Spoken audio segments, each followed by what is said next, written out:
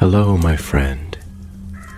The world of magic, filled with legends and ancient tales, is opening its gates once again.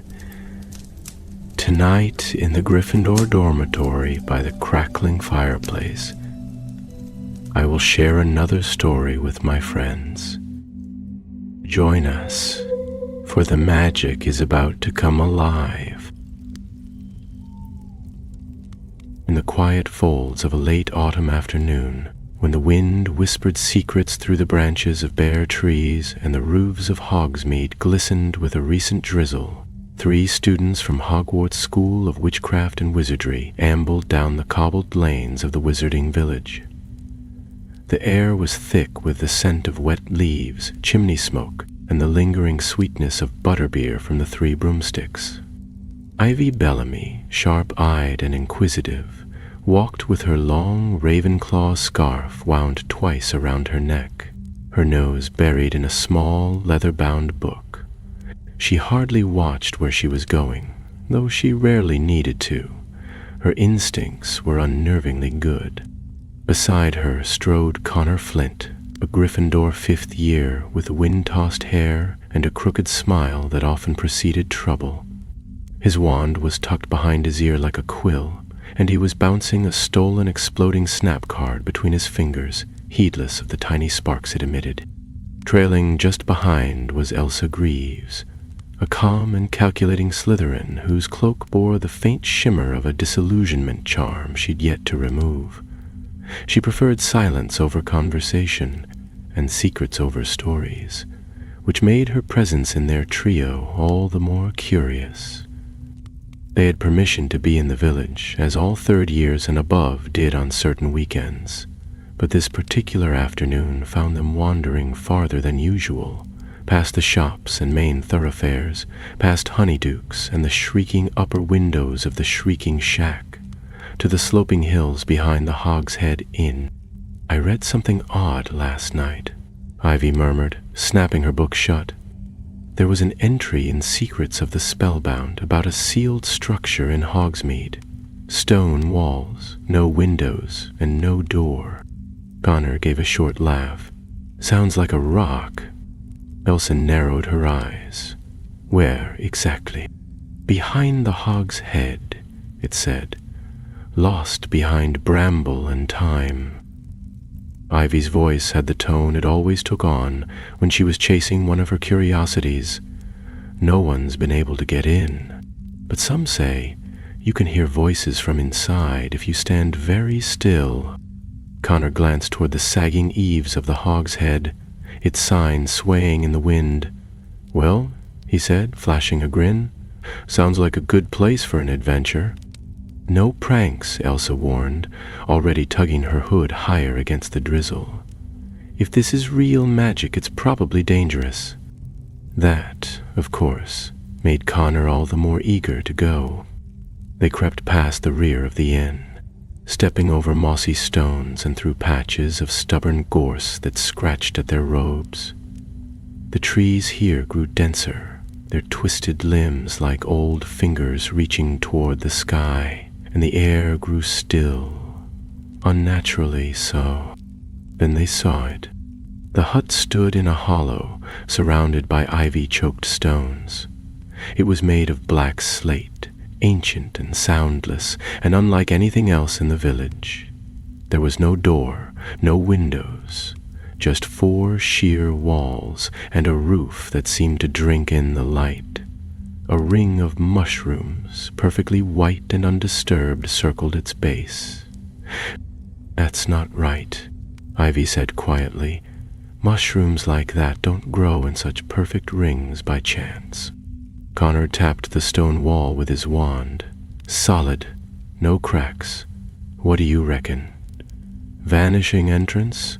Hidden by spell work?" Elsa didn't answer. She was staring at the wall, her breath fogging in the suddenly cold air. Then Ivy stepped forward, her hand brushing against a groove in the stone, barely noticeable but there.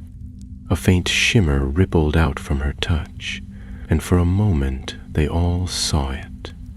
A sigil, glowing faintly in the wall like something pressed into hot wax. It blinked, then vanished. All three froze. A low hum filled the clearing, deep and resonant. The mushroom ring lit from below, casting a ghostly glow on their faces. Then, just as quickly, the light died. The hut was still, silent, as if it had never stirred. "Did you hear that?" Ivy whispered. Elsa nodded. "Whispers, like voices through water." Connor stepped back warily. Maybe this isn't a prank spot after all.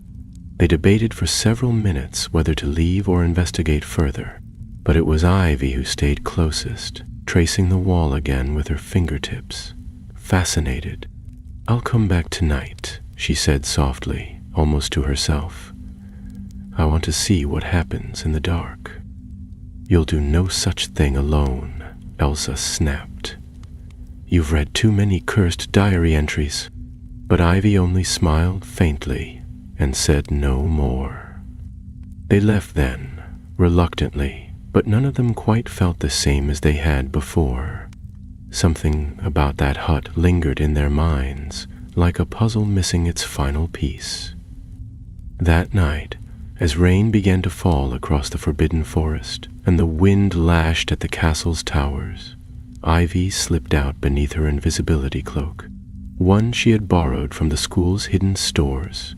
With some clever spellwork and a minor unlocking charm, she'd left a note by her bed just in case. Not that she expected trouble, but curiosity had always been her greatest weakness, or strength, depending on how things turned out.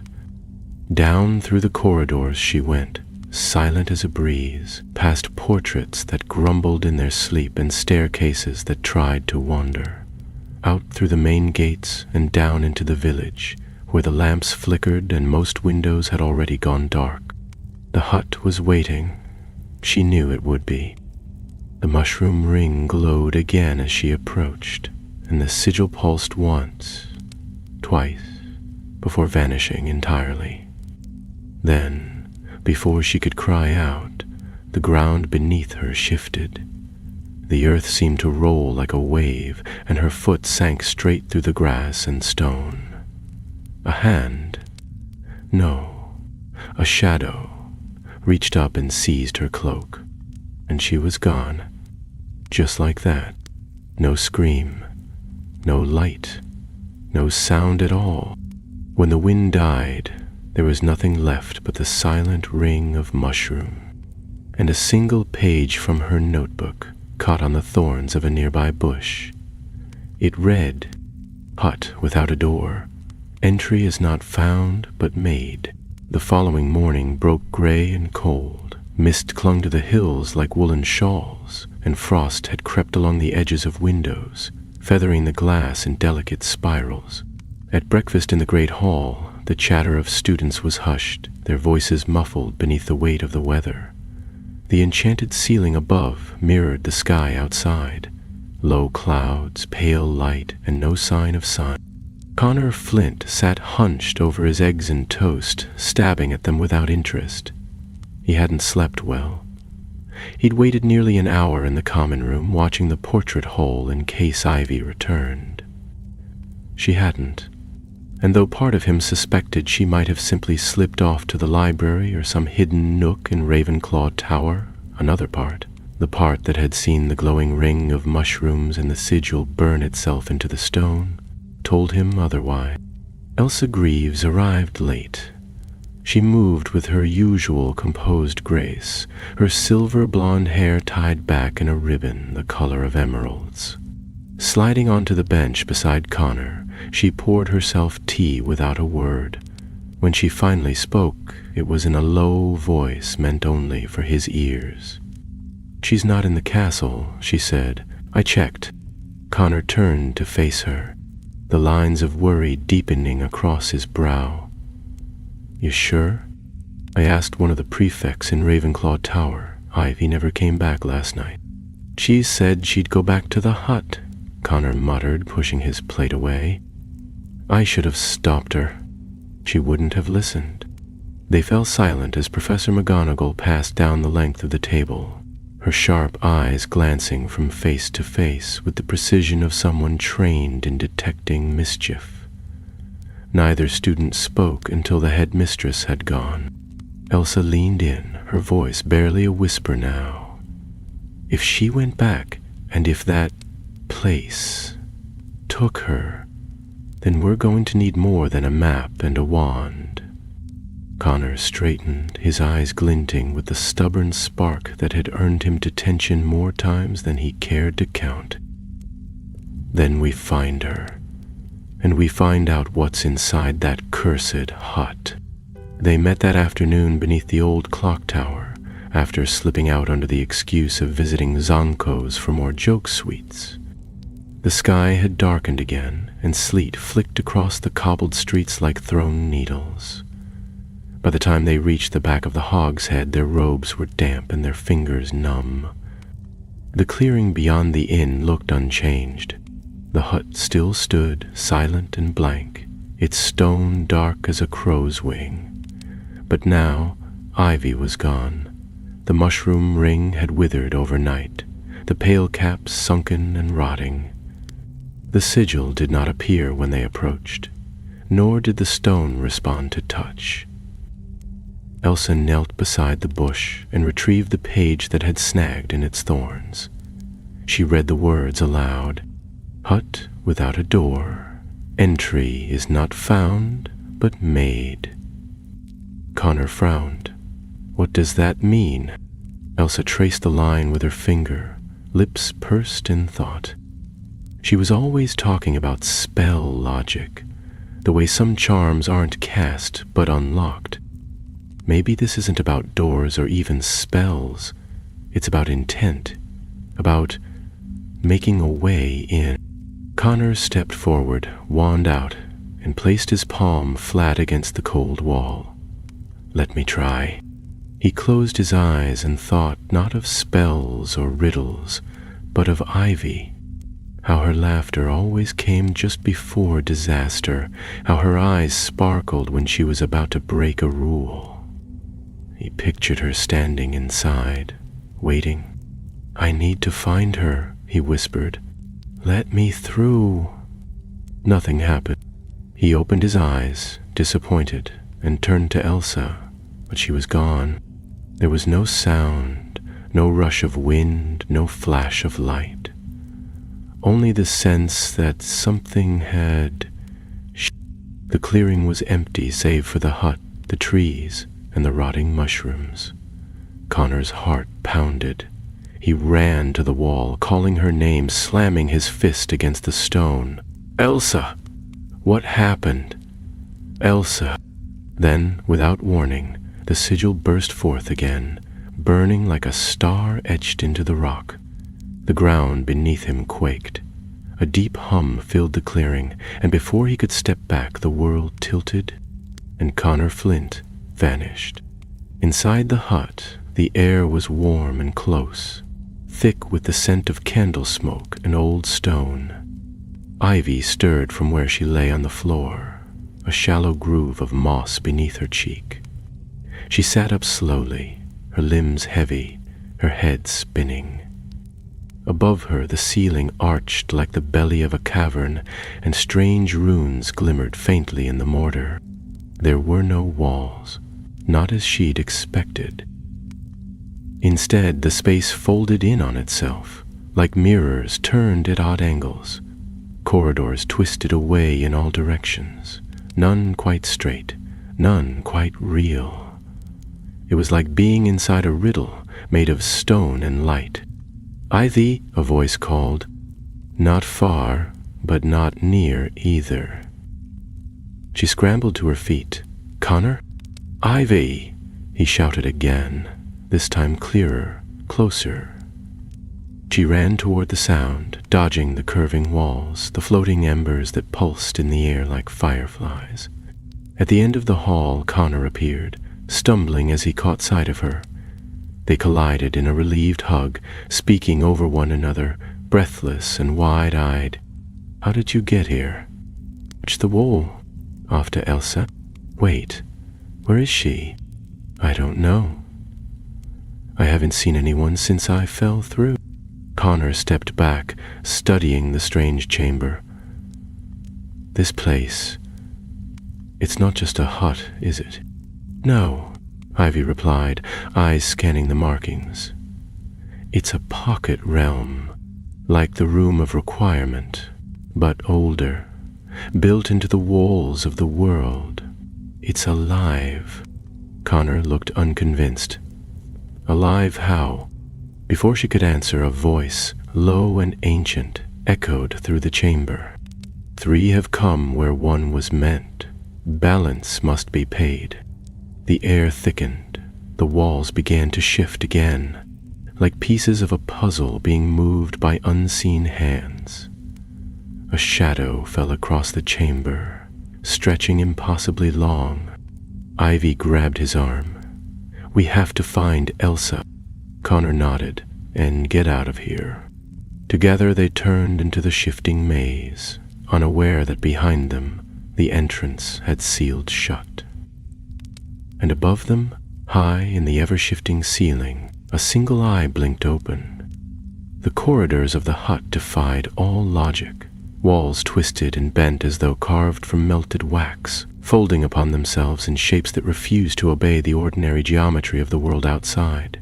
Candles floated in sconces that shifted their position when not watched, and the very air shimmered with a strange metallic tang, as though the magic that shaped the place was not entirely stable. Ivy and Connor moved cautiously, their footsteps muffled by a floor that alternated between smooth stone, woven roots, and patches of moss so soft it seemed unnatural.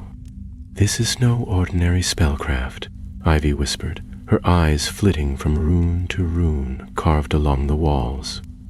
I've never read about anything like this. It's old. Older than Hogwarts, I think. It feels foreign, as though it wasn't made by wand magic at all. Connor walked beside her, wand at the ready, his fingers twitching every time a shadow moved. Foreign how?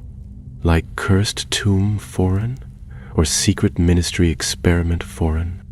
Neither, she said, touching a rune that pulsed faintly beneath her palm, like it doesn't belong to this world, like it's magic from somewhere else. Not dark exactly, but misplaced, disjointed.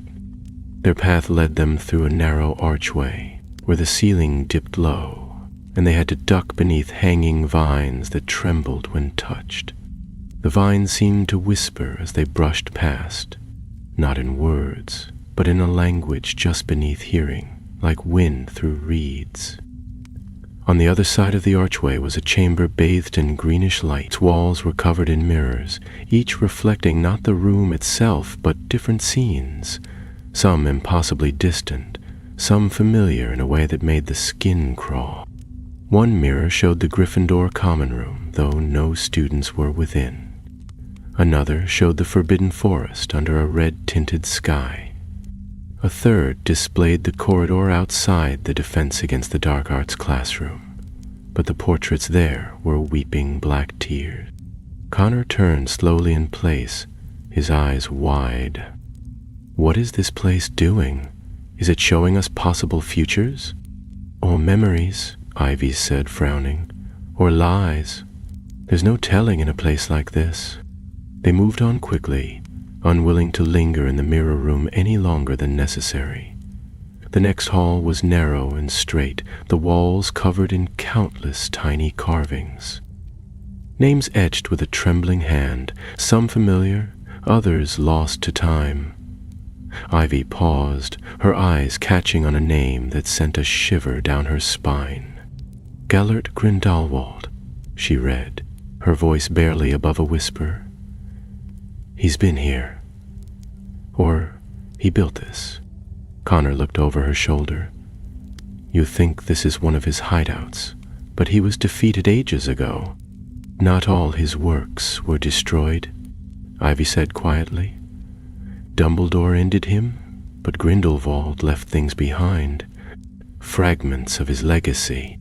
This could be one of them. Before Connor could respond, the floor beneath them gave a jolt, and the walls began to tremble. From the far end of the corridor came a slow, rhythmic tapping. Footsteps, measured and deliberate. They turned, hearts racing, and fled down a branching tunnel, the sound of pursuit echoing behind them. Whatever it was that hunted them did not hurry, but its presence filled the air like smoke, heavy and suffocating. They burst into another chamber, this one circular and lit by a soft blue glow emanating from a pool at its center.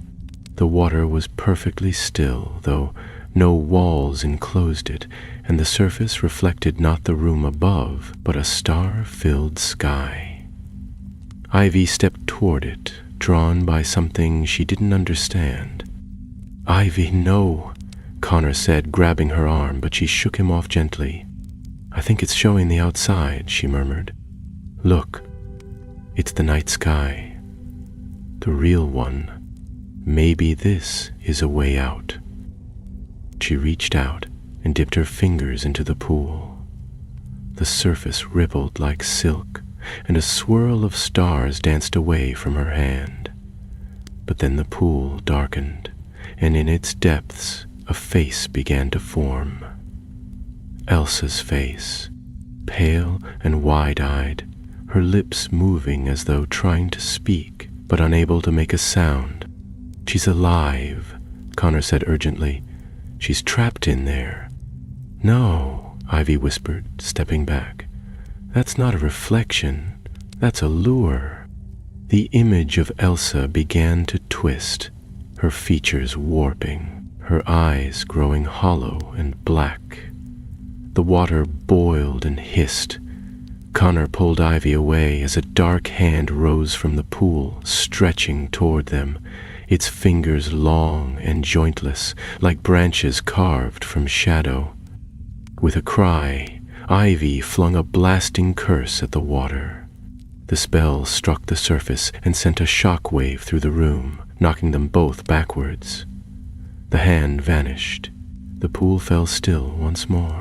They lay panting, the echo of the explosion fading. Ivy sat up, brushing her hair from her face. "This place plays tricks," she said.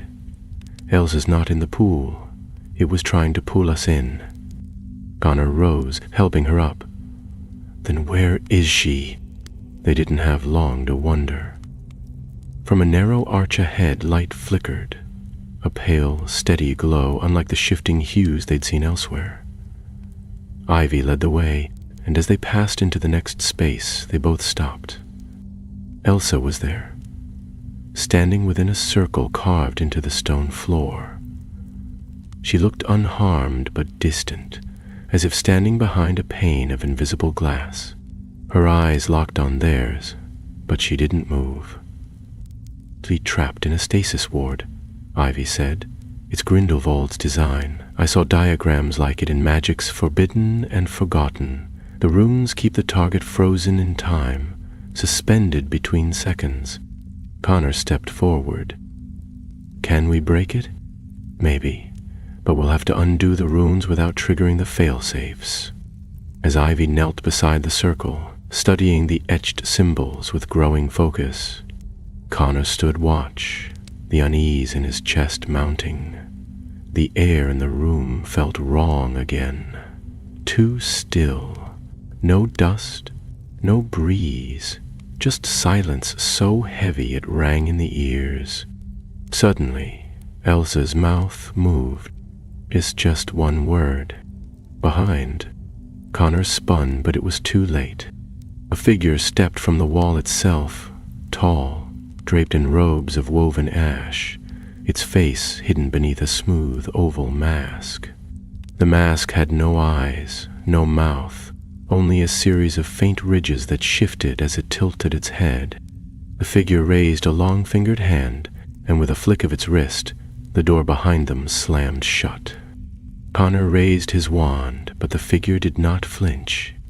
It stepped forward silently, and then another stepped from the opposite wall, and another from the floor.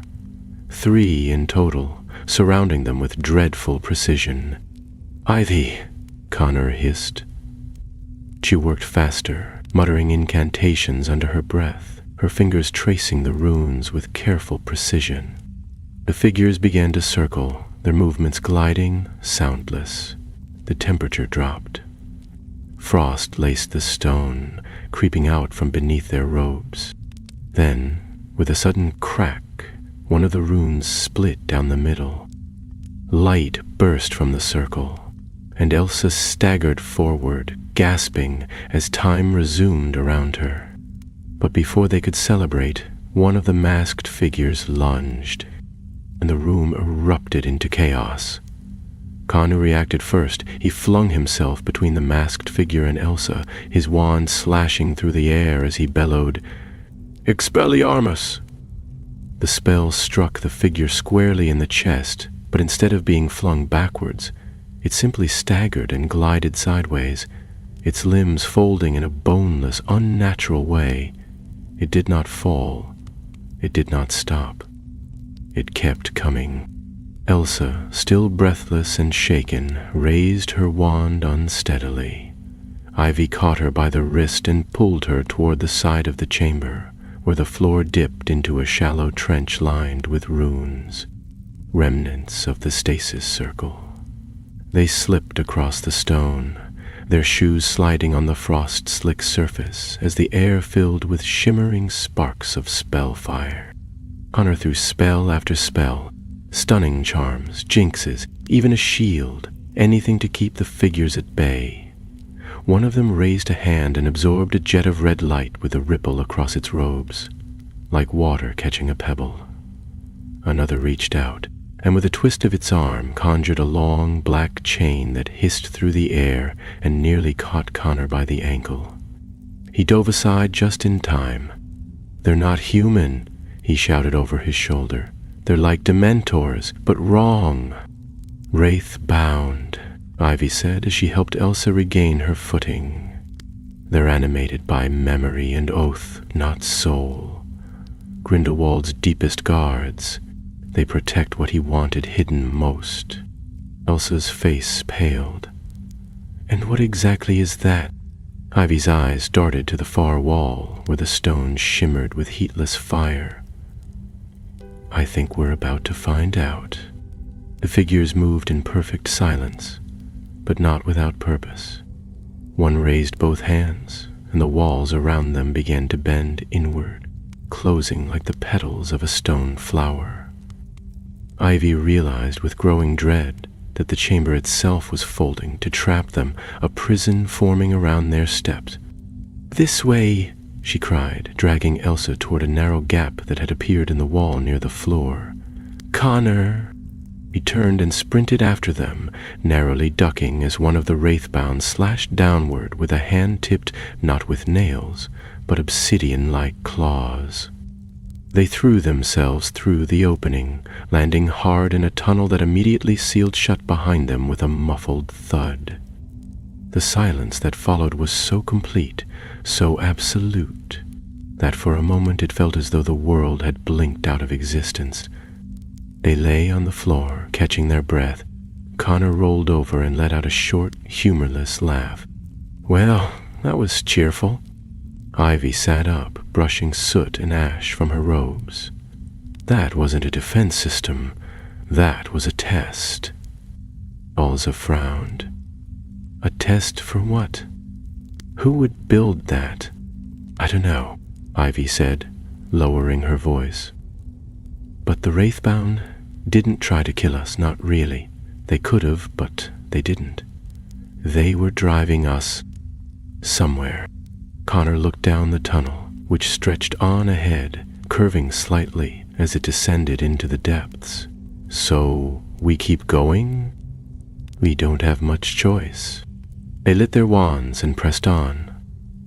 The walls here were different, less twisted, more refined. Columns emerged at regular intervals, each carved with a crest they didn't recognize. A serpent coiled around a star, with lines of ancient script spiraling down its body. The stone was polished, the floor smooth and cool beneath their feet. After what felt like nearly an hour of walking, the tunnel opened into a wide antechamber. It was domed, the ceiling lost in shadow, and at its center stood a pedestal. Upon it rested a long, rectangular box, about the size of a wand case. It was wrapped in chains that shimmered with faint blue runes, and above it hovered a single quill, writing in the air, the words vanishing as soon as they were formed. "No guards this time," Connor murmured. "No monsters, just that." Ivy stepped forward, circling the pedestal. This must be what the wraiths were protecting, or maybe what they were waiting for someone to claim. Elsa narrowed her eyes. "It's a trap, probably," Ivy agreed, though her voice held more wonder than fear. "But that doesn't mean we can leave it here. Not if it's what I think it is."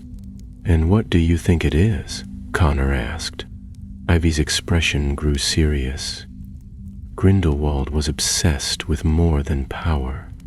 He wanted control of minds, of magic itself. This, she pointed to the box, could be a focus, an amplifier. There are legends about such things, lost artifacts that let you twist magic without a wand, without limits. Connor stared at it uneasily. "And you think that's one of them?" "We won't know unless we open it." Elsa crossed her arms. "You're suggesting we break the chains on an object left here by one of the darkest wizards in history, protected by wraith-bound sentinels, in a hut that doesn't exist on any map?" Ivy met her gaze steadily. "I'm suggesting we find out whether this is something that could fall into the wrong hands, and if it is, we destroy it before it does." For a long moment, none of them spoke. Then Connor stepped forward.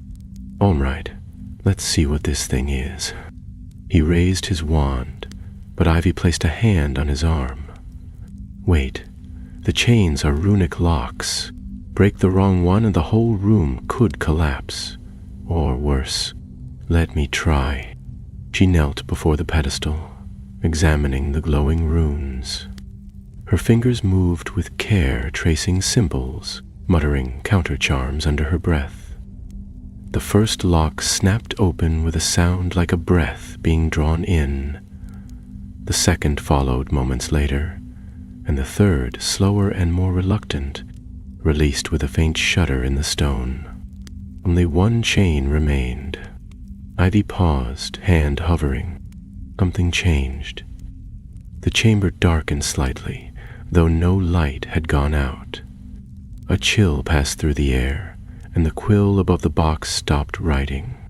"Ivy?" Connor asked. She didn't respond. Her eyes were fixed on the last chain. "This one's different. It's bound to blood." Elsa stepped back. "Grindelwald was mad, Ivy. Whatever's in that box, maybe it should stay sealed." But Ivy reached out. "If we leave it, someone else will find it. Someone who won't hesitate." Before either of them could stop her, she touched the final rune. The chain melted away, and the lid of the box slid open. Inside lay a wand, not just any wand, but one that shimmered with a strange silvery light, the wood so pale it was almost translucent. Around it, threads of magic curled like smoke, alive and restless. As Ivy reached toward it, the chamber groaned, and then the voice returned. "Who takes the wand must bear the mark. The pact of the hollow binds anew." Ivy's hand froze. The quill in the air flared and vanished, and from the shadows at the edge of the room, the wraithbound reappeared. Not 3 this time, but 12. Each bore a mask of polished bone, and each began to close the circle. Ivy backed away from the pedestal, her hand trembling slightly as the wand remained where it lay, gleaming faintly with that strange inner light. The 12 figures moved with measured precision, closing the circle around them like the slow winding of a clock. There was no sound but the soft swish of their robes and the low hum that began to rise from the very stone beneath their feet. It vibrated through the soles of their shoes and settled in their bones, as though the chamber itself had become part of some living enchantment. Connor stepped between Ivy and the encroaching ring of masked sentinels, wand raised, his jaw tight with resolve. Elsa did the same on Ivy's other side, her eyes narrowed and calculating, already searching for weaknesses in their formation, an exit not yet revealed. Ivy didn't speak. Her gaze remained fixed on the wand and the inscription that now glowed along the inside of the opened box. The lettering curled and danced like flame, words in a language that she recognized only from books of the deepest secrecy. "It's a binding spell," she murmured, though her voice shook. "The Pact of the Hollow. It ties the bearer of the wand to the will of its creator. It's not just a weapon, it's a key." "To what?" Connor asked, without taking his eyes off the masked wraiths. "To something Grindelwald never finished," Ivy said slowly, then looked up. "Or something he never meant anyone to finish without him." The circle closed tighter. The 12 sentinels raised their hands in unison, their fingers outstretched, and in that moment the chamber was filled with a pressure that bent the light, warping the very edges of vision. It was like standing at the center of a storm that had not yet broken, a silence too heavy to last. Elsa's wand flicked upward. "We break the pedestal," she said. "We destroy the wand. It's too dangerous." "No." Ivy stepped in front of her, eyes fierce. "If we destroy it without understanding it, we might unleash something worse. The enchantment might not be bound to the wand alone. It could be woven into the foundations of this whole place." Connor hesitated, his wand lowering slightly. "Then what do we do?" Ivy took a deep breath. Let me take it." Elsa turned to her sharply. "Are you mad?" "No," Ivy said, quieter now. "But I've already broken the last seal. The pact has started whether I touch it or not. If we leave it here, it might finish binding on its own, and Grindelwald's magic could choose anyone who finds it next. I need to claim it before it chooses someone else." Connor looked to Elsa. Elsa looked back, her expression unreadable. Finally, she nodded once. "But the moment you feel it trying to control you, you'll blast me into next week," Ivy said with a tight smile. "Understood." She stepped forward slowly. The moment her fingers touched the wand, a cold shock ran through her body, as though she had plunged her hand into ice water. The air rippled. The chamber grew darker, the glow of the wand pulsing like a heartbeat. The 12 wraithbound halted. The masks turned toward her in unison, and for the first time, they bowed. It was not deep, nor was it friendly. It was a gesture of recognition, of obedience. Connor stared. "That can't be good." Ivy stood straight, her hand closed around the wand. "I think it means I passed." The humming faded. The pressure in the room began to lift. The masked sentinels stepped back, and one by one began to dissolve into mist, their forms unraveling as though their task was complete. The last one to vanish turned its blank mask toward Ivy, and though no face was visible beneath it, she felt an impression pass between them. A thought, a warning. They were alone again. Ivy turned to face her friends. "We need to get out of here, now." "But how?" Elsa asked, glancing at the chamber's walls, still seamless and smooth. "That entrance we came through is gone."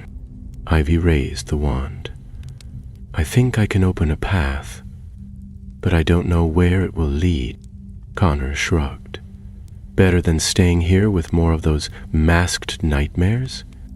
Ivy drew a deep breath and flicked the wand in a simple arc. The spell rose unbidden to her lips, old and heavy, not in any language she'd been taught. Viator Apirio. The wall opposite the pedestal split with a grinding moan, stone folding away like parchment. Beyond it stretched a narrow stairwell, twisting upward and lined with lanterns that flared to life as they appeared. They climbed in silence. The wand pulsed in Ivy's grip, steady and cold. With each step, the air grew clearer, the strange scent of magic fading. By the time they reached the top, the doorway ahead shimmered with moonlight. Ivy pushed it open. They emerged into the woods behind the Hog's Head. The hut was gone. Not hidden, not changed. Gone. The clearing was empty but for dead grass and a circle of mushrooms long since trampled. No walls, no stone, no trace of the place they had just escaped. Connor looked around in disbelief. We were down there? For hours. Ivy checked her watch. Then she checked it again. No, we weren't. Elsa narrowed her eyes. What do you mean? According to this, Ivy said slowly, we've only been gone 10 minutes. They stood in silence, the wind stirring the leaves around them. The village was close enough now that they could hear laughter from the 3 broomsticks and the distant whistle of the train returning to Hogsmeade station. Connor turned to Ivy. So what now? We just walk back to the castle like nothing happened? I don't think that's possible anymore, Ivy said, her voice quiet.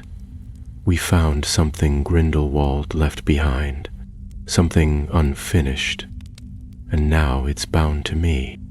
Elsa looked at the wand. Can it be unbound?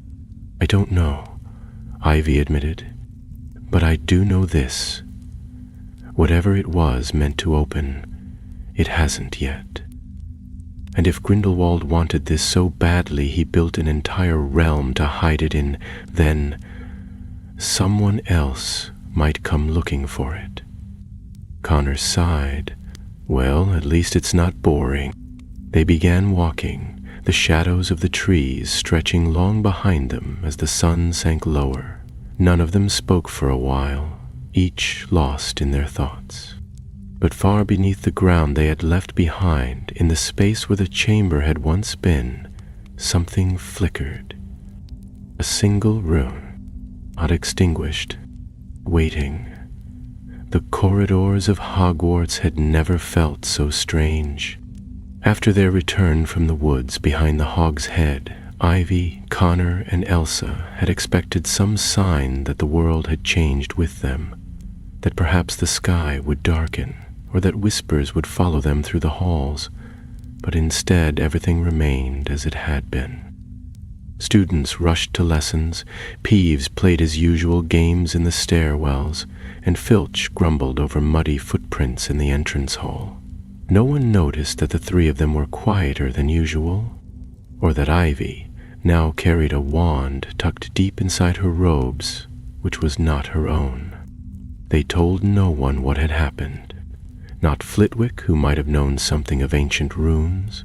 Not McGonagall, who would certainly have confiscated the wand and placed it under ministry watch. Not even Madame Pince, whose collection of forbidden tomes in the restricted section might have offered some clue as to the wand's nature. Ivy had insisted it was safer that way. For now, the fewer people who knew about the hut without a door, the fewer who might be tempted to seek it. Still, the 3 of them met often, in quiet corners of the library or behind statues that didn't listen too closely. Ivy spent long hours studying the wand, never casting with it, never even drawing it unless she was certain they were alone. She claimed it had a presence, not like the warm hum of a matched wand, but a cool pressure at the edge of her thoughts, as though the object itself was observing her, waiting to be needed. Elsa took a more suspicious approach.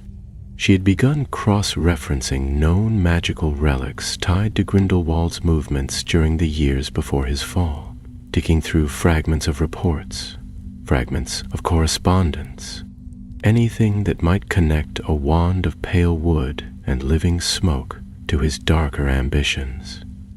And what she found made her more uneasy with each passing day. "There are references to a project," she said one evening in the Ravenclaw study room, where the enchanted ceiling showed a quiet twilight, and the only sound was the turning of pages. "Something Grindelwald called the Hollow Gate. It was never finished, but he believed it would let him reach another layer of magic, something older than our kind, something beneath." "Beneath what?" Connor asked, arms folded, legs stretched across the carpet. "Beneath everything," Elsa replied, closing the book with a soft thump. "He believed there was an order of magic that predated the Founders, predated wand lore, even predated spoken incantations, something elemental. He was obsessed with the idea that our magic was only a surface expression, that underneath it was something deeper, more dangerous, and more powerful. The wand is a key to that power." Ivy didn't speak at first. She stood by the window, gazing out over the dark grounds where the black lake shimmered faintly in the moonlight. When she finally turned, her expression was grave. "It wants to be used," she said. "I can feel it. It's not sentient, not exactly, but it remembers. I've seen things in dreams, places I've never been, spells I've never studied, and something else. A door made of bone." Connor straightened, suddenly alert. "What kind of dreams?"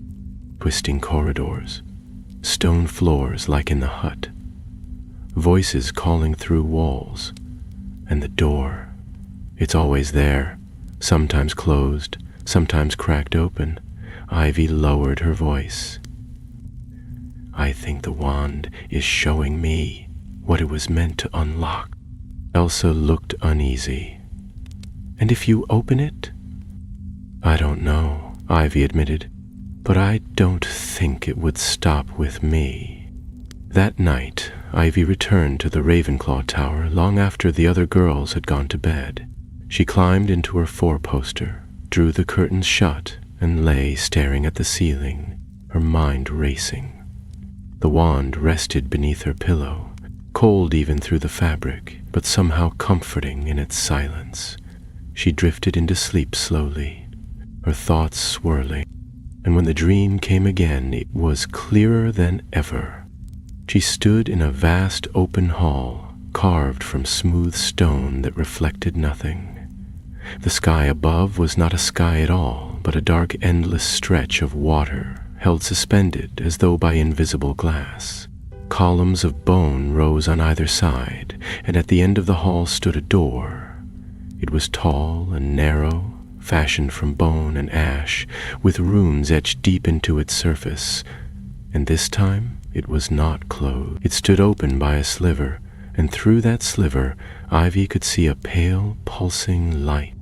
Something waited there. Not human, not beast. Something ancient. She stepped forward, but before she could reach the threshold, the dream snapped like a breaking thread, and she awoke in darkness, her heart pounding. She rose at once, dressed in silence, and crept through the castle's midnight halls. When she reached the entrance hall, Connor was already waiting. "You felt it too?" he asked. She nodded. "Then let's find out what it's leading us to." They met Elsa by the greenhouses, where the shadows of the castle stretched long across the dew-slick grass. Together they followed the pull, not a spell, not a charm, but a direction they all sensed without needing to speak it. Past the lake, down an overgrown path near the old boathouse, and into a grove of trees that had not grown there the day before. The moment they stepped beneath the canopy, the air changed. It grew colder, and the sound of the forest faded until only the crunch of their boots remained. At the grove's heart stood a circle of stones, moss-covered and worn, each carved with runes that matched the ones Ivy had seen in her dream.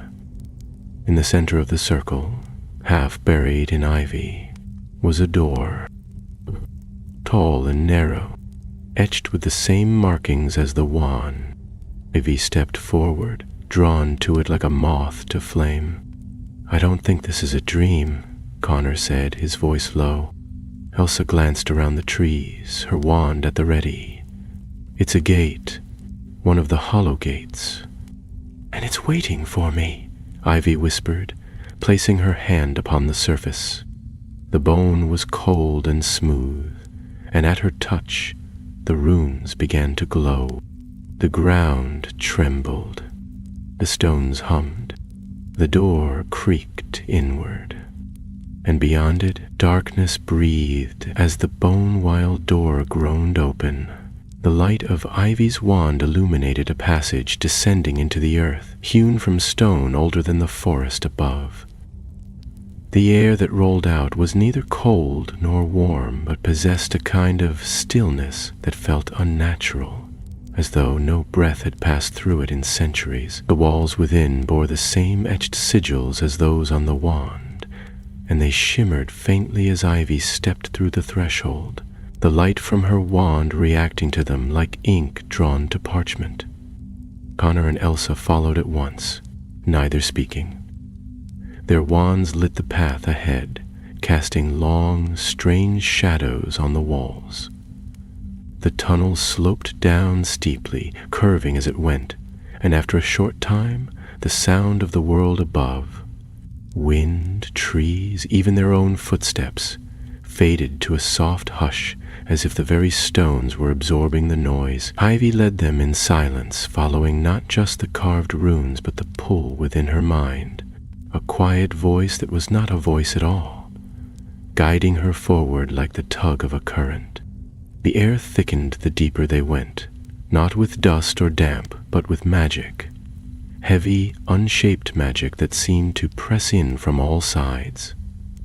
The light from their wands flickered at times, not dimming but shifting in color, casting shades of green and violet along the stones.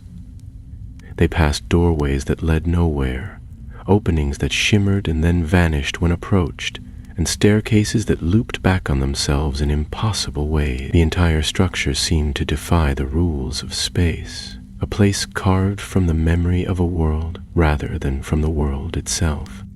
At last they reached a chamber unlike the others, circular, with a domed ceiling covered in countless tiny stars carved in relief. At its center stood a dais, upon which rested a second door, not made of bone this time, but of black iron, slick with condensation, as though it had been pulled from a deep lake. Around the door 12 pillars stood, each bearing a different symbol, none of which matched any alphabet known to wizard kind. "This is it," Ivy said quietly, stepping forward. "This is the true gate." Connor frowned, his gaze flicking from the iron to the runes. "Then what was the door in the grove?"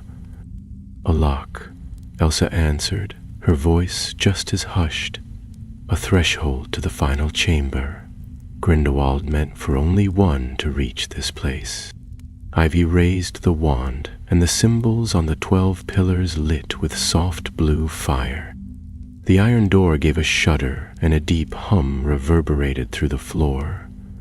It was not a sound made by anything physical, but something deeper, an echo of magic bound to stone, memory, and purpose. Ivy stepped up onto the dais, her expression calm, though her hands trembled slightly. "I don't know what's behind this door," she said, "but I can feel it. It's not a person. It's not even a creature. It's an idea, a force, like magic itself is sleeping, waiting to be named." Connor stepped up beside her. "Then let's not wake it unless we have to." Elsa remained at the edge of the chamber, her wand drawn, eyes scanning the pillars. There's something wrong here. The runes, they're not just reacting to the wand, they're responding to us. Ivy turned. What do you mean? Elsa pointed to one of the symbols, now glowing faintly red. It shifted when we entered. It changed. These aren't just sigils. They're thresholds, choices. They measure something. Connor glanced at the others. Like what? Intent, Elsa said. They're judging whether we're worthy.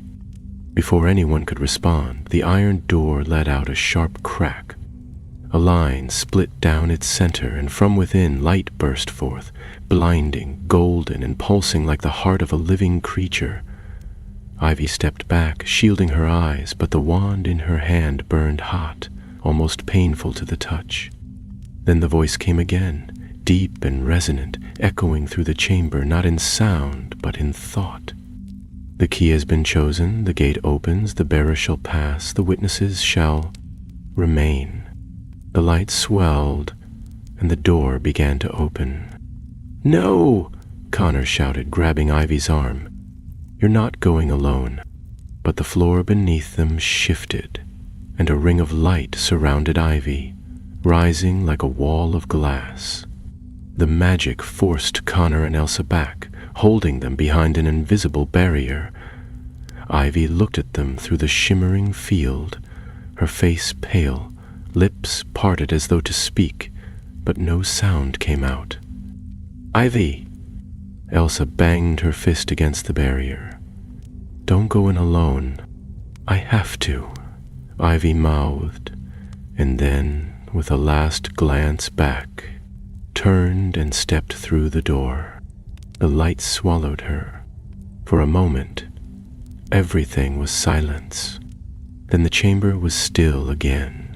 The iron door closed, as if it had never opened. The 12 symbols dimmed, the runes went cold, and the magic holding Connor and Elsa faded like mist in morning sun. They stumbled forward, reaching the dais, but the portal was gone. The gate had shut, and Ivy was no longer with them. Elsa stood frozen, her knuckles white around her wand. We should have stopped her. Connor didn't answer right away. His jaw clenched, and he reached out to touch the door. But it was solid, cool, and lifeless. She was chosen, he said finally, his voice low. Whatever that means. Elsa turned away, her eyes glittering. Chosen doesn't mean safe. Meanwhile, Ivy stood alone in a space that was not a room but a thought. A vast expanse of nothing, filled with light and echoes of memory. She could see shapes flickering at the edge of vision, places she had never been, voices she had never heard, all carried on a current of magic that flowed like wind but with no direction. At the center stood a figure, cloaked in robes that billowed without breeze, its face hidden behind a hood of shadow. The wand pulsed in Ivy's hand. The figure raised its own, an exact mirror. Who are you? Ivy asked, her voice echoing in the emptiness. The figure spoke not in words, but in understanding. I am what you could become. Ivy stood her ground, the wand trembling slightly in her grip, though not from fear. The space around her, if it could be called space at all, seemed to bend and shift, not bound by walls or distance, but shaped by thought. The air was thick with the scent of old parchment and burning silver. Smells that should not have belonged in the same breath, yet here blended as naturally as sunlight and shadow. The figure before her, still cloaked in that rippling shroud of gray and gold, gave no sign of movement, yet its presence filled the void like thunder waiting in the sky. Her voice did not echo when she spoke this time, though she could not say why. If you're what I could become, then why hide your face? There was no answer. not as one might hear with ears. Instead, the thought came to her fully formed, pressed into her mind like a sigil burned onto wax. Because your face is not yet decided. The answer made her skin prickle. She stepped forward, watching as the ground beneath her feet formed in response, stone appearing with each step, smooth and ancient, bearing the same hollow runes she had seen on the iron door. The wand in her hand pulsed again, and she became acutely aware that it was no longer merely a tool, but something alive, less like a pet or a person, and more like a tether to the very foundation of this place. It was through the wand that this realm recognized her, and it was through the wand that it waited to be commanded. "What is this place?" she asked. What was behind the gate? The well beneath all wells, the truth beneath all lies, the first spell, the final promise. The words filled her like cold water. She turned slowly in place, noticing for the first time that the void was not entirely empty. In the distance, shapes floated, books without bindings, hourglasses where the sand moved upwards, doors that opened into other doors, each hung suspended in a web of light, and between them were threads of silver that pulsed with soft, steady light. "What do you want from me?" she whispered. The figure lifted one hand and extended it, palm open. Between its fingers danced a small flame, blue at the core, green at the edge, never still. The voice came again. "Take the fire, name the truth, become the bridge." Ivy stared at the flame, her thoughts racing. This wasn't just a test, it was a choice. She could feel it. The flame held power, raw, undivided, ancient in a way even Hogwarts could not claim. Whatever this realm had been to Grindelwald, whatever he had hoped to unlock with the Hollow Gate, this flame was its heart. He had failed to reach it, or perhaps had turned away when he saw what it required. The wand had chosen Ivy. The door had opened for her, and now the realm offered her its core. But what would she become if she accepted? She took a breath and extended her hand, and as her fingers closed around the flame, it did not burn. It flowed into her palm, merging with her skin, racing up her arm like lightning beneath the flesh. She gasped as memories not her own rushed through her. Names she had never spoken, spells she had never cast, sights of cities built of light and towers that grew like trees, a world before the founders, before the wand, before the word. The figure nodded once, then began to fade, dissolving into ash that swirled upward and vanished. Then, without warning, the floor beneath her cracked. Light burst from the runes. The air bent inward, collapsing like a star being folded in reverse. Ivy screamed, but the sound never left her lips. The light swallowed everything. Back in the chamber of the Hollow Gate, the runes on the black iron door lit with a sudden, blinding flash. Elsa shielded her eyes, and Connor stumbled back, wand at the ready. A sharp wind blasted outward, though no wind should have been possible underground. The iron door split down the middle, not opening but shattering like glass struck from within. And there she stood, Ivy Bellamy, wand in hand, eyes glowing faintly with a silver sheen. Her robes were torn, her hair tangled, but her expression was calm. Too calm. Around her, a ring of runes hovered in the air, slowly circling, their light ebbing like embers from a dying fire. "Ivy?" Connor said carefully, stepping toward her. She blinked. The glow in her eyes faded.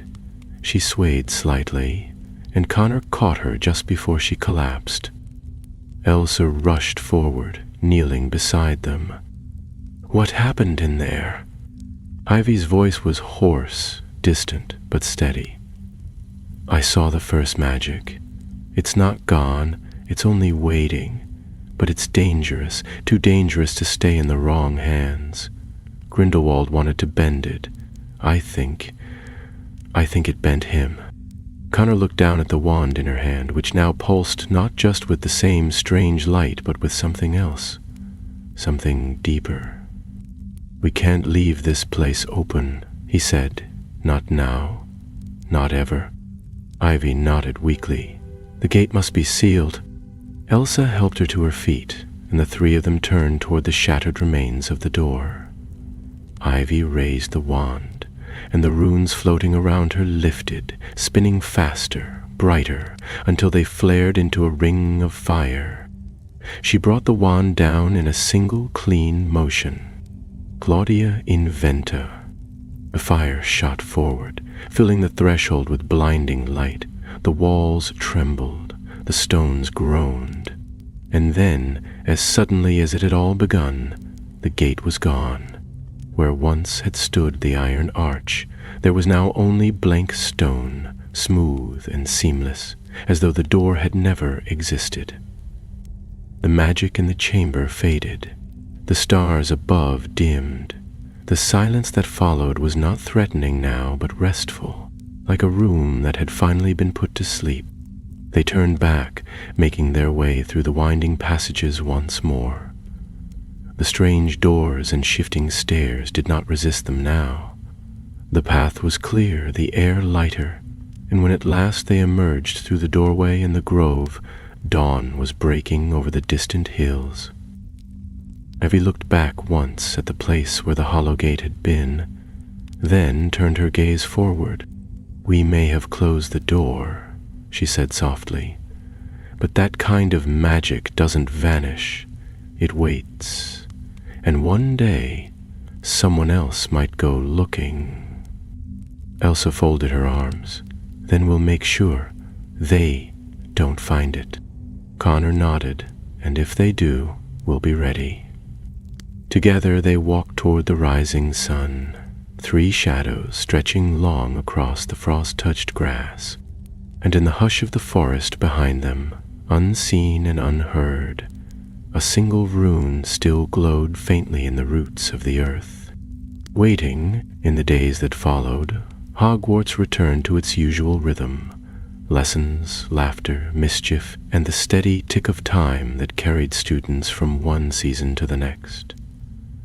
The snow that had crept down from the mountains now coated the courtyards and turrets in soft white, and the great fir trees in the great hall sparkled with fairy lights and enchanted icicles, each chiming faintly in the draughts that whispered down from the enchanted ceiling. It was the final week before the Christmas holidays, and students bustled about in wool-lined cloaks and mittens, their arms filled with wrapped parcels and boxes of sugar-dusted sweets.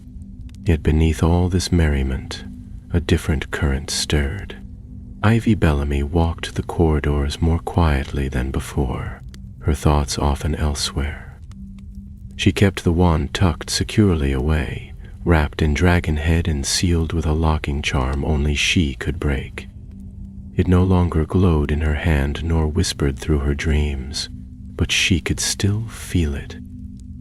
Like a thread tied around her wrist, invisible to others, pulling gently now and then toward something unseen.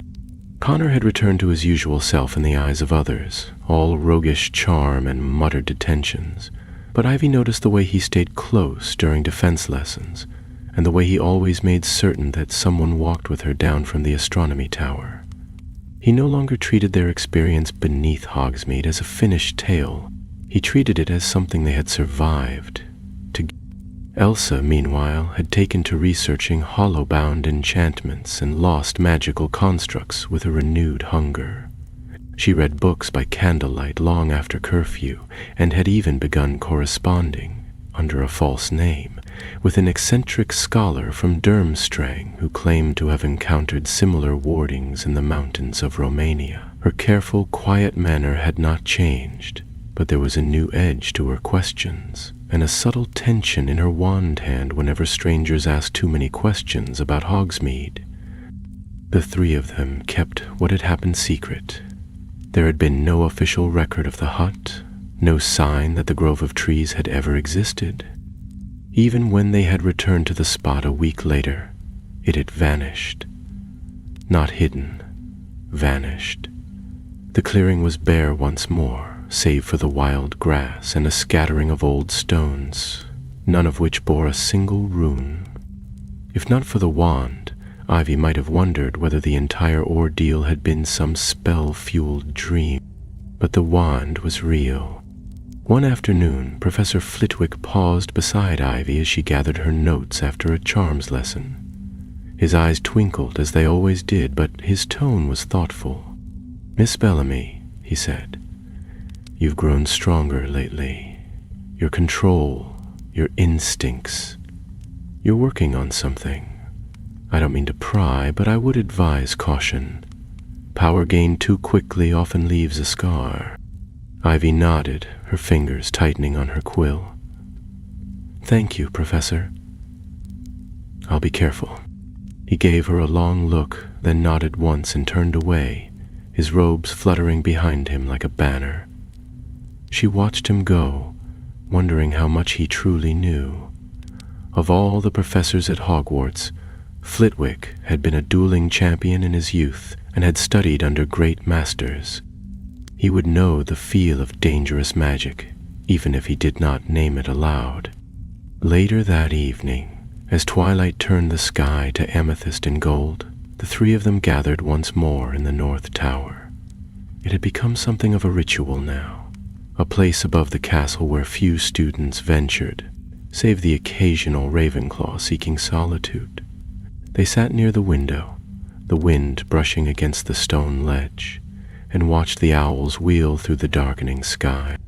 "I think something's still active," Elsa said without preamble, opening a thin notebook filled with scribbled diagrams and notes. "Not here exactly, but somewhere connected. I found a reference in an old German journal from the late 1800s. It described a hollow needle, a structure that opens only to those marked by a certain spell. It shares the same sigils we saw beneath the gate." Connor raised an eyebrow. "You think it's another one of Grindelwald's experiments?" "No," Elsa replied. "Older. He didn't create this magic. He discovered it, studied it, tried to bend it to his will, but it was already there. Wait." Ivy said nothing for a moment. Then she reached into her satchel and drew out the wand. It looked different in the candlelight. Not darker or brighter, but more refined, its shape clearer, as though it had finished forming itself in response to her. The wood was no longer translucent, but pale and warm, with fine threads of silver coiled within it like veins. She laid it on the stone between them. "I haven't used it," she said softly. "Not since the gate. I'm afraid it might open something I don't understand. But I've been thinking, maybe it's not just a key or a weapon. Maybe it's a map." Elsa leaned forward. "What do you mean?" "I mean, what if the wand shows the path to other hollow sites? The realm called me. Maybe it can call others too. Maybe Grindelwald only found one gate because he didn't listen." Connor picked it up, turning it over in his hand before returning it to her. "Then what do we do? Wait until someone else stumbles across a gate and does the wrong thing?" "No," Ivy said. "We find them first." She didn't say how many she thought there might be, or what they would do if they found a gate that could not be sealed. But the decision, once made, settled between them like snow, quiet, soft, and unshakable. They would not let the hollow magic slip into unknown hands. They would track it and stand it, the base of contain it. As the bells tolled for supper and the castle lights flickered to life, the three friends rose and made their way down the stairs together, their cloaks catching the golden light. Behind them, in the shadows of the tower, the faintest glimmer flickered where the wand had lain. A rune, curved and waiting, slowly faded from sight, It would not be the last. The Christmas holidays arrived with a hush of snow and the creaking groan of the lake freezing over. Most of the students had packed their trunks and boarded the Hogwarts Express, eager to spend the season at home with warm fires, sweet puddings, and the comforting hum of ordinary magic. But a few remained behind, scattering through the nearly empty common rooms and silent corridors. Ivy, Connor, and Elsa were among them, not by accident, but by quiet agreement. The castle in winter was a place transformed. With the bustle of hundreds of students gone, the ancient stones breathed more slowly, their echoes deeper, their whispers clearer. Even the portraits seemed to speak less, or perhaps more carefully, their painted eyes following the trio whenever they passed. Filch grumbled louder than usual in the empty halls, and Mrs. Norris became more of a shadow than a cat, appearing without warning and slipping through gaps that shouldn't have existed. The three friends found it both eerie and exhilarating, as though the castle, stripped of its distractions, was revealing parts of itself that it usually kept hidden. They spent most of their time in the library, though not in the open reading areas. Instead, they haunted the corners near the restricted section, sometimes using Elsa's borrowed pass, other times relying on more creative methods of entry. Madame Pince, distracted with reshelving half the school's books after the term's end, barely noticed their quiet forays, though Ivy suspected she knew more than she let on. By the third day of the holiday, they had filled half a notebook with references, half-translated passages, strange diagrams, and at least one crumpled letter found wedged behind an ancient volume on magical cartography. It had no signature and no seal, only a message scrawled in a crabbed, nervous hand. The hollow is not a place, but a pattern. Do not follow the line if you do not intend to close the circle. It was Connor who found the map. Tucked inside the spine of a crumbling copy of Wards and Ways, a study of magical boundaries, it appeared at first to be a page of faded ink, nothing more. But when exposed to the light of Ivy's hollow wand, just briefly for caution's sake, the page flared and shifted, the ink swimming into shape. Lines formed, names emerged, and at the center, a single mark pulsed faintly. Not a symbol of any known continent or kingdom, but a spiral wrapped in chains. Elsa leaned close, brow furrowed. "That's not a place I recognize." "Itch isn't one that's meant to be recognized," Ivy murmured. "Look at the notes in the margin. This isn't a map of the world. It's a map of magical influence. Places where the hollow magic has touched reality. Or maybe where reality thinned enough to let it in." Connor tilted the map toward the light. "That mark in the middle, do you think that's the next gate?" "No," Ivy said slowly. "I think it's the first."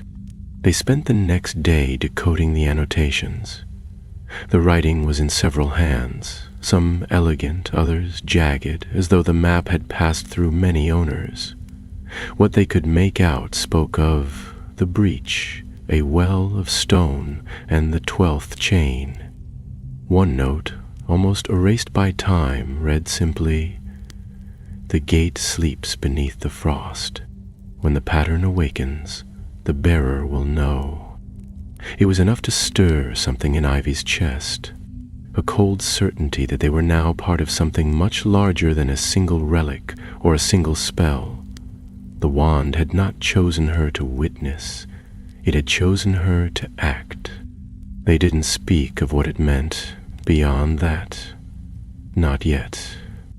That evening, snow began to fall in earnest. From the windows of the Ravenclaw common room, Ivy watched the wind sweep across the hills, the lights of Hogsmeade a faint shimmer far below. She held the wand in her lap, unwrapped, its pale wood almost glowing against her dark robes. Outside, the storm deepened. Inside, the fire crackled softly, and in the silence between the pages of the books and the shifting of the snow, Ivy heard something she hadn't heard since the hollow gate closed, and whispered. Not a word, not quite, but a direction. Her breath caught. She turned to the window, heart pounding, and for a moment she saw it. Far in the trees at the edge of the forbidden forest, where no trail had ever run, a faint light flickering in the shape of a circle. It was gone a moment later, swallowed by the wind and the snow, but she had seen it. They weren't finished. She stood, drawing her cloak around her, and Connor looked up from where he'd fallen asleep on a pile of cushions, startled. Elsa straightened from her chair by the fire. What is it? She asked.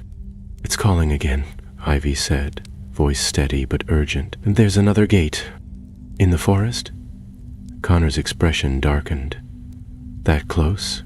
Closer, Ivy replied. But not tonight. It's only showing me the path. The gate isn't open yet. But when it does, I think it'll open for more than just me. Elsa crossed to the window, her eyes scanning the drifting snow beyond. If others are being called, if anyone else has one of these, then we're already behind, Ivy said.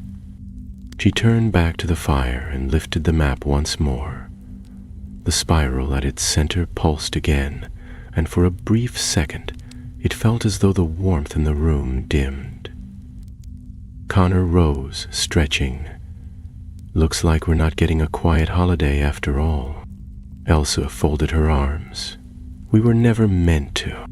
And Ivy, clutching the wand and the map and the growing certainty in her chest, looked out into the snow and said nothing. She didn't need to.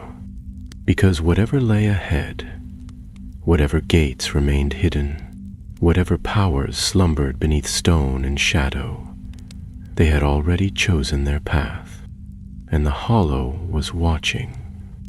The morning came thick with fog, the kind that clung to stone and skin alike, blanketing the grounds of Hogwarts in a pale gloom that muted every sound. The snow still lay heavy over the lawns and roofs, though a light thaw had begun beneath the blanket of mist. Ivy rose before sunrise, the sky outside her window a dim sheet of gray, and dressed without waking her roommates. The wand, now carried in a specially sealed inner pocket of her cloak, hummed softly against her side. Not a noise, but a sensation, a thread pulling taut as the unseen gate grew closer to revealing itself. She met Elsa and Connor in the entrance hall just as the first rays of daylight began to creep through the high windows. They said little as they stepped into the cold. The castle behind them was quiet, its many turrets softened by frost and shrouded in sleep. They passed silently across the bridge that spanned the frozen ravine and turned toward the edge of the forbidden forest.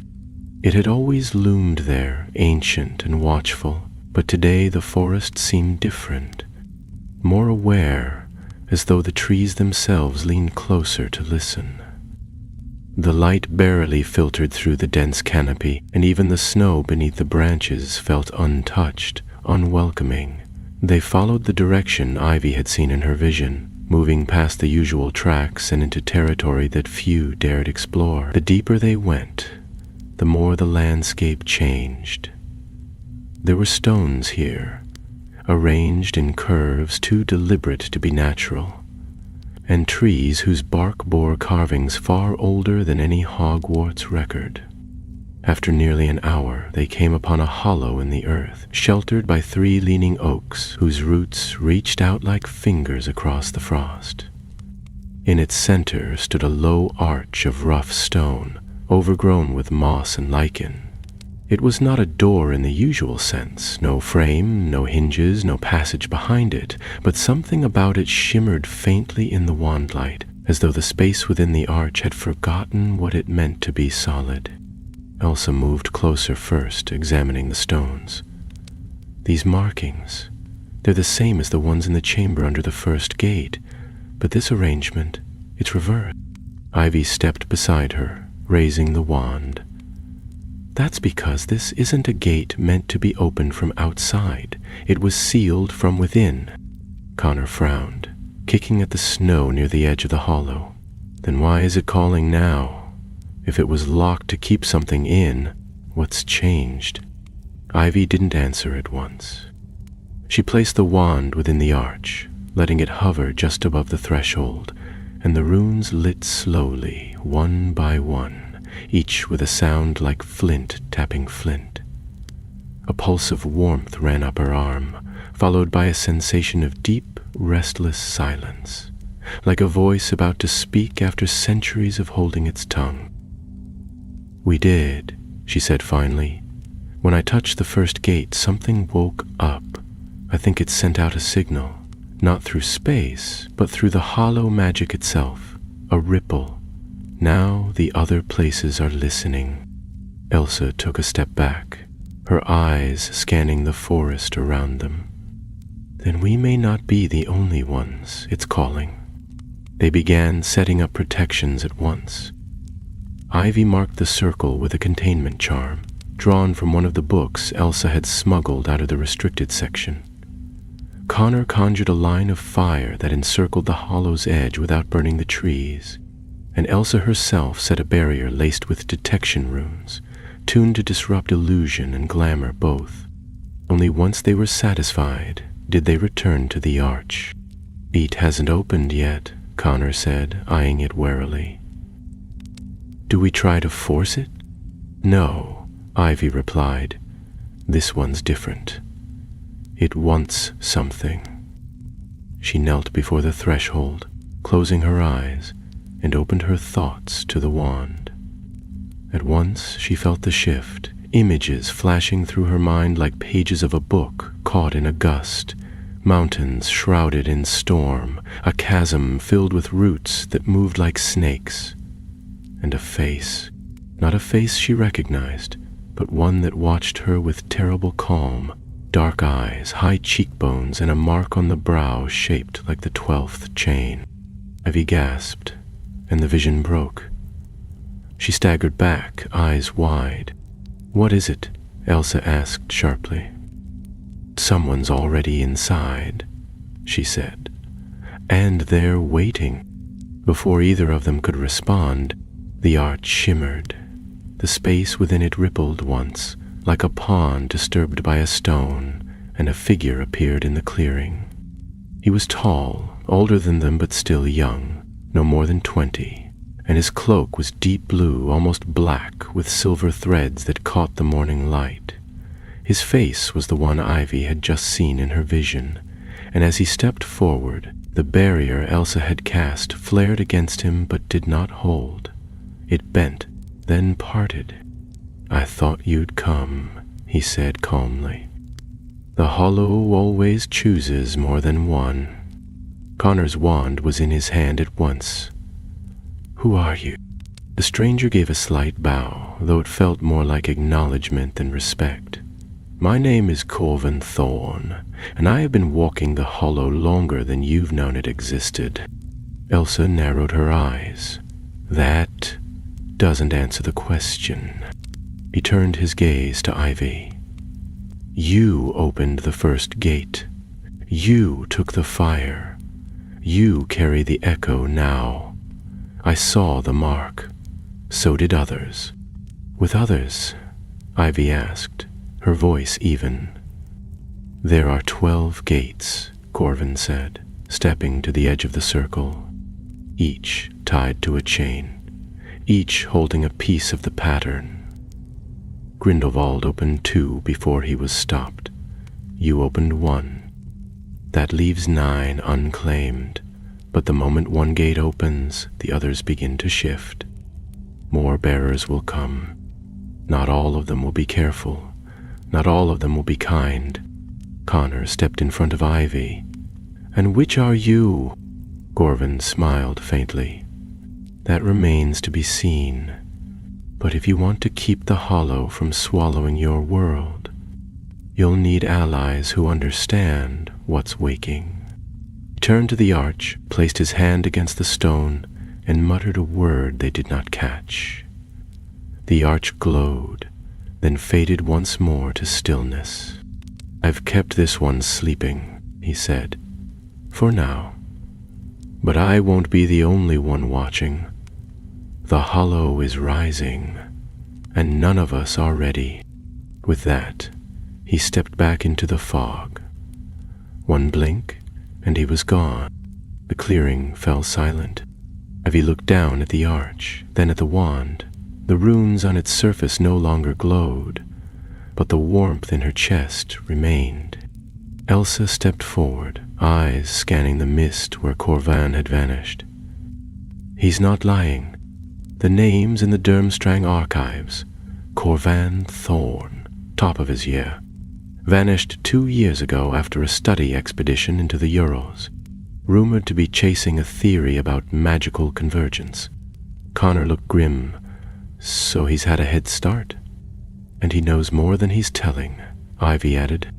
They stood in silence a moment longer, then turned as one and began the walk back to the castle, their footprints the only marks in the fresh snow. Behind them, the arch remained unchanged, but the hollow had stirred again, and far away, in another forgotten corner of the world, a second gate began to glow. The days that followed passed like a shadow over snow, silent but swift, as though the very castle had begun to sense that something was stirring in the margins of its world. Though it was still deep winter, and the last of the Christmas crackers had only just been pulled, there was a strange heaviness in the air, not born of the season, but of something deeper, older, watching from the quiet places between footsteps. Ivy, Connor, and Elsa returned to their studies with the other students when term resumed, blending once more into the hum of magical life, yet each of them carried a piece of the hollow with them now, invisible but unshakable. Corvan Thorn's warning had not left their minds. If anything, it had carved itself into the shape of their thoughts, a quiet drumbeat beneath every lesson, every mealtime, every moment of quiet. Ivy could still recall his gaze, that unnerving calm, as though he had already glimpsed what lay at the end of the road they had just begun to walk.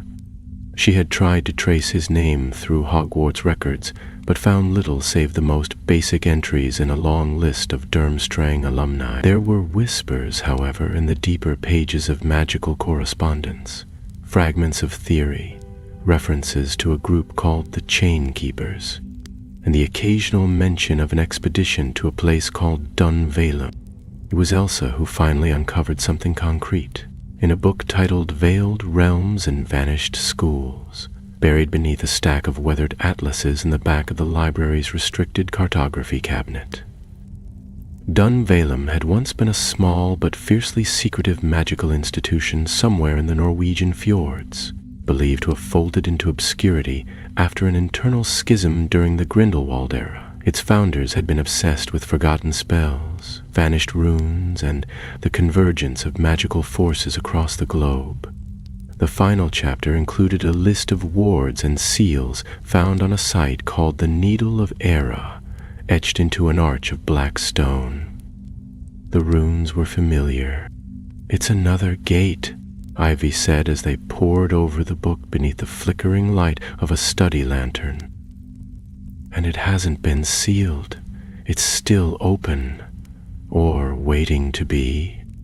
Connor leaned back, arms crossed, his gaze distant. "If we had a way to reach it. If we had time." "We don't," Elsa replied, her voice firm. "Corvan said others were coming. If we don't act, someone else will find it first, and they might not close it behind them." That night, Ivy sat alone in the astronomy tower, the wind cold against her face as she stared out across the darkened grounds. The wand was warm again beneath her cloak, its presence more distinct now that she understood what it truly was: a beacon, a binding, and perhaps a burden. She knew, with a certainty she could not explain, that the other gates would not wait quietly forever. Each one was a crack in the world, and once opened, they would not close without consequence. As she turned to leave, a shape moved in the shadows behind her. She froze, fingers tightening around her wand. "Not every gate needs to open," said a voice she did not recognize, smooth and low. "But you will open them anyway." A figure stepped forward from the dark, cloaked in deep gray, the hood drawn low. Ivy raised her wand, but the stranger made no move to draw theirs. "I don't want to fight," she said steadily. "But I will." The figure tilted their head slightly, as though amused. "I am not here to fight, Ivy Bellamy. I'm here to see the one who carries the key of the hollow, to see if the stories were true." Ivy did not lower her wand. "And are they?" The figure gave a slow nod. "You carry the fire. That cannot be faked. But the fire is not the end. It is only the kindling. When the chains are broken and the 12th gate opens, there will be no more hiding. The hollow will rise, and your name will be written into it." "Who are you?" she demanded. The figure stepped back, merging once more with the shadows. "A warning," the voice said. "A memory yet to be made." Then they were gone. No footfalls, no sound, only the wind and the distant tolling of the school clock calling the hour. Ivy returned to the common room, silent and shaken. She did not tell Connor or Elsa what she had seen, not that night. Instead, she opened the map once more, tracing her fingers along the spiral that pulsed faintly at the center. A second light had appeared, far to the north, marked with a single rune. A broken ring. The Needle of Era. It was calling. She rose the next morning before dawn and brought the others to the edge of the owlery. Snow still clung to the stone steps, and the sky above was painted with the pale hues of early light. From her cloak, she drew a parchment sealed with wax bearing no crest. "A portkey," she said. "I made it last night. Slughorn had some old Norwegian runestone powder in the storeroom. It'll take us close, within walking distance." Elsa took it with a nod. "How soon?" "Now," Ivy replied, "before someone else answers the call." They each laid a hand on the object, a twisted ring of iron Ivy had shaped from a nail pulled from the frame of the hollow gate. At her word, it activated, spinning them forward in a rush of cold wind and bending light. They landed on a rocky slope overlooking a narrow valley where the sea crashed against black cliffs and the wind howled through broken stone. The land here felt wild and old, untouched by the steady hum of human life. And at the center of the valley, rising from a bed of ice-choked earth, stood a stone tower, tall, thin, and impossibly straight. The Needle of Era, the second gate. It stood waiting, and the runes carved into its base shimmered faintly in the gray dawn, as though they had felt the touch of the hollow fire and stirred from sleep. Connor stepped forward, the snow crunching under his boots. "Let's not keep it waiting." They descended together, and above them, unseen in the swirling sky, something circled once, then vanished into the clouds. The climb to the base of the needle was not long, but it was treacherous. The rocks were coated in a thin layer of ice, and the wind coming off the sea in great heaving gusts screamed through the valley like a creature in pain. Ivy kept her eyes fixed on the tower's peak, watching how the clouds circled it, as though drawn into its orbit. The structure looked impossibly narrow from a distance, but as they neared, it became clear that the needle was not simply tall, it was vast. The stone at its base bore carvings as large as doorways, though no door could be found. Runes covered every inch, twisting in lines that curved and broke like language caught mid-thought. They pulsed slowly with a dull red light, the kind of glow that reminded Ivy of banked embers beneath cold ash. Elsa ran her fingers along one of the symbols, careful not to activate it. "This isn't the same script as the Hollow Gate," she said, frowning.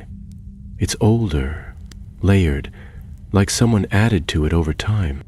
"And maybe we're not the first ones to find it," Connor muttered, scanning the ridge behind them. "Or the first ones to try." Ivy stepped closer to the tower, pulling the hollow wand from within her cloak. The moment it left the folds of fabric, the runes flared brighter, not white or gold as they had before, but a deep, almost violet hue, like twilight condensed into magic. The wand thrummed in her hand, the sensation stronger now than ever before. She could feel the tower responding, not to her, but to the power she carried. The spark she had taken from the fire beyond the first gate, it was like recognition. Or invitation. "There's no door," she said, studying the base of the needle. "Because the tower is the gate. We don't go through it, we go up." As if in answer, a path appeared. Narrow stairs spiraling around the tower's outer wall, carved so finely into the black stone that they had not been visible from any distance. The first step shimmered faintly under the light of her wand, and the wind died for one long moment, as though the tower had drawn breath. "We climb," Ivy said, already placing her foot on the first stair. The ascent was dizzying. The stairs were narrow and the tower curved sharply, offering no railing, no support. The sea crashed far below, but its sound was muffled by the swirling wind that twisted about the needle like a living thing. Each step seemed to carry them farther, not just in height, but in depth, as if the needle curved both inward and outward at once. With every circuit, the world behind them grew quieter, and the magic around them stronger. They climbed for what felt like hours, until at last they reached a platform near the summit, smooth, wide, and open to the sky. Here, the runes were brighter, etched in perfect circles around a central disk of polished obsidian. In the center of the disk stood a pedestal, and upon it rested a sphere of crystal, dull and lifeless, though Ivy could feel a pulse within it, a heartbeat waiting to be woken. Elsa stepped forward and began to read the runes encircling the disk. "When the fire awakens the eye, the chain shall rise anew. Only the bearer may bind or break. Only the flame may choose." Connor turned to Ivy. "So this is it? Another gate?" "No," Ivy said quietly. "Something more. This isn't just a way in. This is a hinge, a place where the hollow touches the world most directly. If this one opens, the rest won't be far behind." She stepped into the ring. The air thickened at once. Her wand, burning cold in her grip, pulled her toward the pedestal. She raised it slowly, and the sphere pulsed in response, faint light blooming within like fire behind ice. She hesitated. "I don't know what will happen if I awaken it," she said, her voice steady despite the weight in her chest. "This might not be just a message. It could be a signal." Elsa met her gaze. "Do you trust yourself?" Ivy took a breath. "I trust all of us." Then she brought the wand down gently, touching it to the sphere. At once, the world shifted. The platform fell away beneath them, not physically, but through the senses, as if reality itself folded. They stood suddenly in a space without sky, without ground. Threads of light crisscrossed in every direction, weaving an infinite tapestry of places, people, and magic. The needle was only one point, one link in a vast spinning chain of fire and darkness. And they were not alone. Figures stood along the edges of the vision, distant but watching. Some held wands, others bore marks Ivy recognized from her dreams. Chains around the wrist, eyes ringed in flame. Among them she saw Corvan, standing at the edge of a separate gate, watching her through the shared realm of the hollow. A voice spoke, not hers, not his, not any single being's. 9 remain. The circle breaks. The last shall come. The vision shattered. They were back on the tower, the wind howling around them once more. The sphere was now lit from within, the runes circling it alive with magic. Connor looked down at it, then back at Ivy. So it started. Ivy nodded. It has. Elsa looked up at the sky, where a distant rumble echoed. Not thunder, but something deeper. And we'll have to finish it. Others had watched the slow descent. They did not descend the tower in haste. The hollow would not vanish now. The signal had gone out. Other bearers would rise, some like them, some not. The gates would stir across the world, one by one, and at the end of the chain, the final door would open. But Ivy no longer feared it. The hollow had called her, she had answered, and whatever storm might come, she would not face it alone. They walked down the tower into the gray dawn, 3 small figures in a world waking from long sleep. And far away, unseen and forgotten, the 12th chain cracked.